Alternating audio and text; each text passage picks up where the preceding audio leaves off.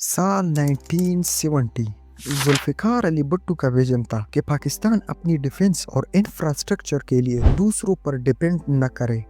ये आज़ादी की जंग थी। उस वक्त पाकिस्तान को हर छोटा बड़ा स्टील का हिस्सा इंपोर्ट करना पड़ता था। भुट्टो साहब ने अमेरिका और यूरोप से मदद मांगी, लेकिन उन्होंने साफ मना कर दिया। इस इनकार के बाद पाकिस्तान का रुख बदला। हमने मदद ली अपनी कोल्ड वॉर एरा की सोवियत यूनियन यानी रशिया से। रशियन इंजीनियर सिर्फ मशीन नहीं लाए, वो लाए थे एक ऑटोपेन मॉडल। 1973 में कराची की पोर्ट कासिम के पास स्टील मिल की बुनियाद रखी।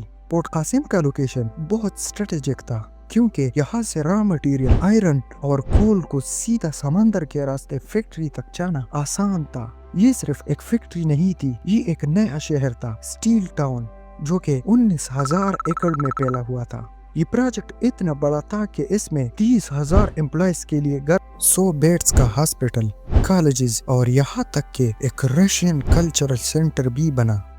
1985 तक स्टील मिल फुल प्रोडक्शन में आया और Pakistan finally 1.1 million ton steel annually बना रहा था। पाकिस्तान अपनी पैर पर खड़ा होने लगा था।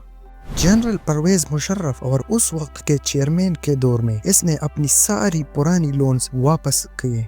हमें ये गलतफहमी दूर करनी होगी कि ये प्रोजेक्ट शुरू से बेकार था। 1990s के आखिर से लेकर 2007 तक स्टील मिल ने जोरदार परफॉर्मेंस दी और बैंक में 10 बिलियन PKR से ज्यादा का रिजर्व कैश रखा।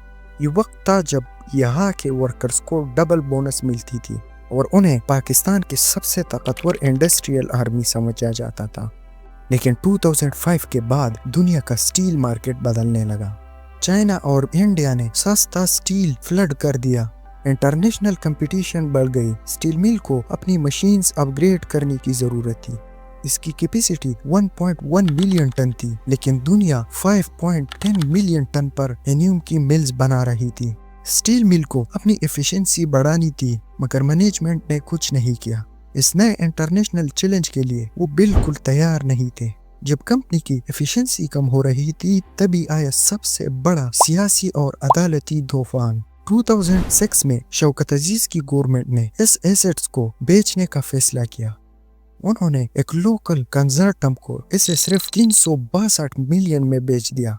क्रिटिक्स ने दावा किया कि कराची की प्राइम लोकेशन पर मौजूद 19,000 एकड़ जमीन की कीमत इससे कई गुना ज्यादा थी। उस वक्त के चीफ जस्टिस इफ्तिखार मोहम्मद चौधरी ने सुओ मोटो लिया और डील कैंसिल कर दिया। ये फैसला करप्शन के खिलाफ एक मजबूत एक्शन लग रहा था, लेकिन इसका अनअटेंडेड कंसीक्वेंसेस तबाहकुन था। इस फैसले ने गवर्नमेंट की पॉलिसीज को पैरालाइज दे दिया।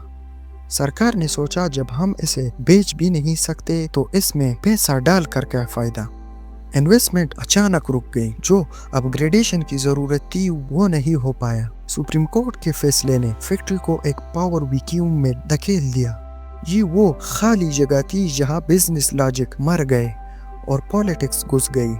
2008 के बाद पाकिस्तान स्टील मिल एक बिजनेस इंस्टीट्यूशन से ज्यादा एक जॉब बैंक बन गई।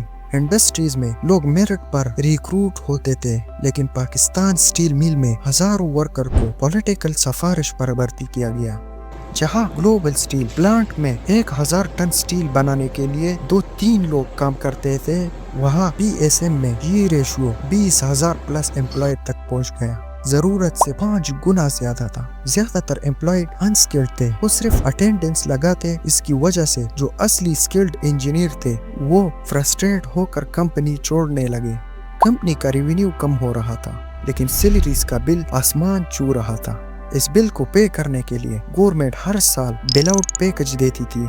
2008 से 2015 के बीच 50 बिलियन PKR से ज्यादा सिर्फ सैलरी और रिटायरमेंट बेनिफिट्स पर खर्च किया गया। ये पैसा मेंटेनेंस और अपग्रेड पर खर्च होना चाहिए था, लेकिन ये सिर्फ पॉलिटिकल वोट बैंक को खुश करने में चला गया। करप्शन सिर्फ जॉब देने तक महदूद नहीं था। रॉ मटेरियल स्कीम, आयरन, ओरी और कोल खरीदने का कॉन्ट्रैक्ट में बड़े पैमाने पर ओवर इनवॉइसिंग की गई। यानी मटेरियल $100 का खरीदा, लेकिन बिल $150 का लगा दिया और $50 अपनी पॉकेट में डाल लिया। तैयार स्टील को मैनेजमेंट ने अपने फेवरेट डीलर को मार्केट रेट से बहुत कम कीमत पर बेचा। जिसकी वजह से कंपनी को हर सेल पर लॉस हुआ। ये सारी मिस मैनेजमेंट और करप्शन डेट की सुनामी में बदल गई। स्टील मिल का डेट 400 बिलियन पीकेआर से ज्यादा हो गया। जून 2015 में वो दिन आया जब कंपनी अपनी नेचुरल गैस बिल को पे नहीं कर सकी। सुई साउथर्न गैस कंपनी ने सप्लाई कट दी। आम लोगों को लगा कि ये टेम्परेरी है, लेकिन यहाँ आता है ब्लास्ट फोरांस साइंस। स्टील मिल का ब्लास्ट फोरांस उसकी जान होता है। इसे हर वक्त 1500 सेंटीग्रेड से ज्यादा टेम्परेचर पर रखना जरूरी है। जब गैस कटी तो ये फोरांस ठंडा हो गया। पिघला हुआ लोहा अंदर ही जमकर पत्थर बन गया। टेक्निकल टर्म में इसे सैलेमेंडर कहते हैं। फोरांस अब दोबारा रिस्टार्ट नहीं हो सकता क्योंकि उसके अंदर का कोर मटेरियल सॉलिड हो चुका है। इस सैलेमेंडर को तोड़ना और फोरांस के ठीक करने में इतना खर्च और टाइम लगेगा कि नई फैक्ट्री खड़ी करना सस्ता पड़ेगा। तो पाकिस्तान स्टील मिल की मौत न किसी दुश्मन ने की, न किसी डंग ने। इसकी मौत पॉलिटिकल ग्रीड और मिस मैनेजमेंट से हुई। ये टेक्निकल और फाइनेंशियली 2015 में परमानेंटली मर चुकी थी।